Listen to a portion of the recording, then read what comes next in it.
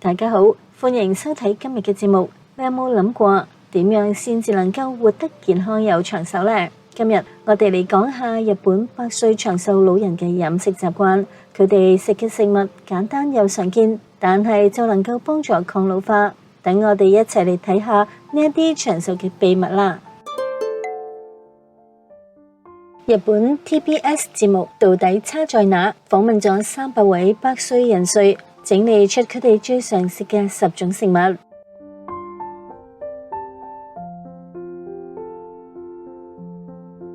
納豆、三文魚呢一啲通常被認為健康嘅食物，上榜就唔意外。但係豬肉同梅乾亦都上榜，可能讓人有一啲好奇。營養學家話，其實呢一啲食物嘅配搭好關鍵，能夠讓健康效果加倍。跟住落嚟，我哋嚟睇下食物搭配嘅奧秘。好多人覺得豬肉係紅肉，可能唔太健康，但係加州大學三藩市分校嘅一項研究顯示，食用紅肉同白肉對人體血液中膽固醇數值嘅影響並冇明顯唔同。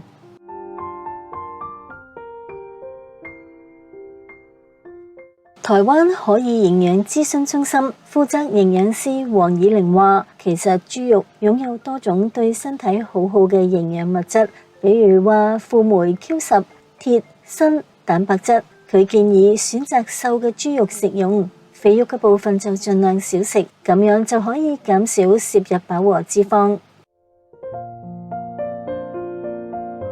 番薯含有豐富嘅膳食纖維，能夠減少飽和脂肪嘅吸收，仲含有 β 胡蘿蔔素同多酚類，幫助抗氧化。佢仲能夠改善血糖、血壓，促進腸道健康。黃以玲話，豬肉加番薯嘅配搭係非常健康㗎。豬肉本身含有較多嘅飽和脂肪酸，而番薯就含有豐富嘅水溶性纖維。水溶性纖維進入腸道之後，可以附住喺腸黏膜上面，減緩膽固醇或者飽和脂肪嘅吸收。梅乾係醃製品，含鹽量高，點解會出現喺長壽菜單上面呢？黃以玲話，有一啲老人家嘅味覺減退咗，食慾不佳。梅乾嘅酸味同鹹味能夠刺激食慾，幫助佢哋食得更多。梅子其實有好多功效，可以刺激胃酸分泌，幫助蛋白質嘅消化。亦都有研究顯示，梅子中嘅多種植物化合物具有抗氧化同抗骨質疏鬆嘅效果。不過梅乾含鹽量高，建議每一日只係食1粒，配搭海帶芽，能夠讓營養更加全面。海帶芽含有水溶性纖維，能夠降低壞膽固醇，穩定血糖，仲能夠促進腸道好菌嘅生長。佢仲含有豐富嘅碘，幫助甲狀腺運作，讓身體更加有活力。呢一對組合讓飲食更健康。一位101歲嘅婆婆，佢嘅血管非常年輕，令到醫生都感到驚訝。佢嘅秘訣就係每星期4日都食三文魚，而最中意嘅做法就係三文魚牛油燉西蘭花。黃以玲話，魚對長輩嚟講係好好嘅蛋白質來源，因為魚肉嘅纖維比較短，口感較軟，較容易吞嚥。補充蛋白質對長輩非常重要，可以維持肌肉量，讓長輩活動能力更強。三文魚亦都係好好嘅魚油來源，含有豐富嘅 Omega-3 不飽和脂肪酸。研究發現，經常攝入 Omega-3 脂肪酸可以預防阿茲海默症。美國心臟協會建議每星期至少食2次魚，尤其係三文魚呢一啲多脂魚類，能夠降低心臟病同中風嘅風險。西蘭花含有豐富嘅維他命 C 同蘿蔔硫素，能夠預防血栓同中風。佢仲含有吲哚類物質，有助抑制癌症細胞生長。總括嚟講，呢一道菜唔單止好食，仲能夠讓你嘅大腦同心臟保持健康。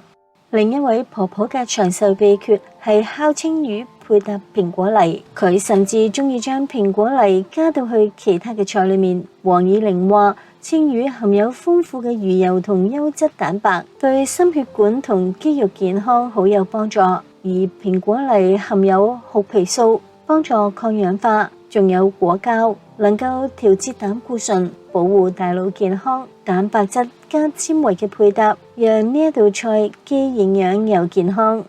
一位受訪嘅長壽爺爺，佢早上就食乳酪配搭淋上蜂蜜嘅洋蔥。佢話自己已經好多年冇患上感冒。黃以玲話，乳酪中嘅腸道益生菌對人體免疫力嘅調整好有幫助，無論係衰老抑或係疾病，都同我哋嘅腸道菌叢有關係，所以補充好菌係好重要㗎。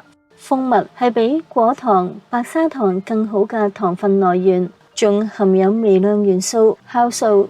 佢自己習慣食用乳酪加蜂蜜，再加一啲橄欖油或者亞麻籽油。另外，研究顯示，乳酪加蜂蜜能夠促進益生菌存活，改善腸道健康。洋蔥雖然味道特別，但係對免疫力好有幫助。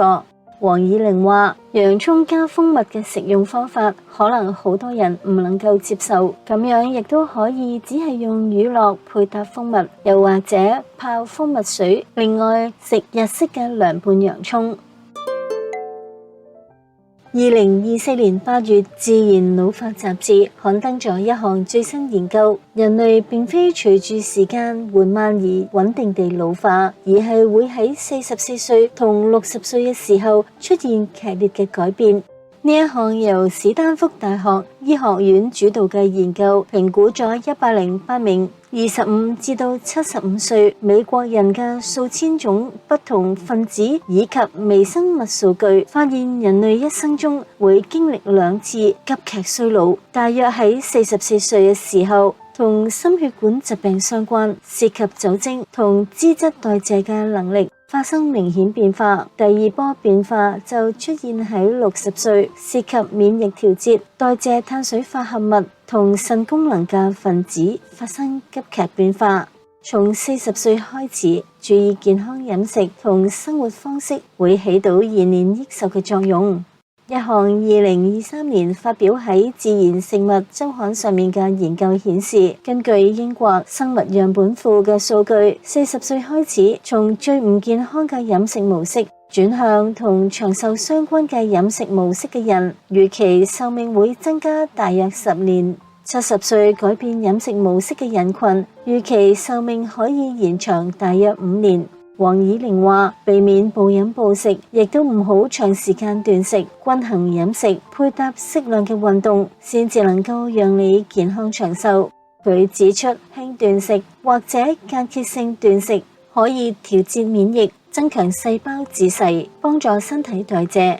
但係如果長時間唔食嘢，膽汁就容易喺膽囊裏面沉澱，發生膽結石嘅幾率增高。另外，並唔係每個人嘅體質都適合輕斷食，有一啲人容易低血糖，會頭暈、頭痛，甚至手腳會發抖，咁就唔適合斷食。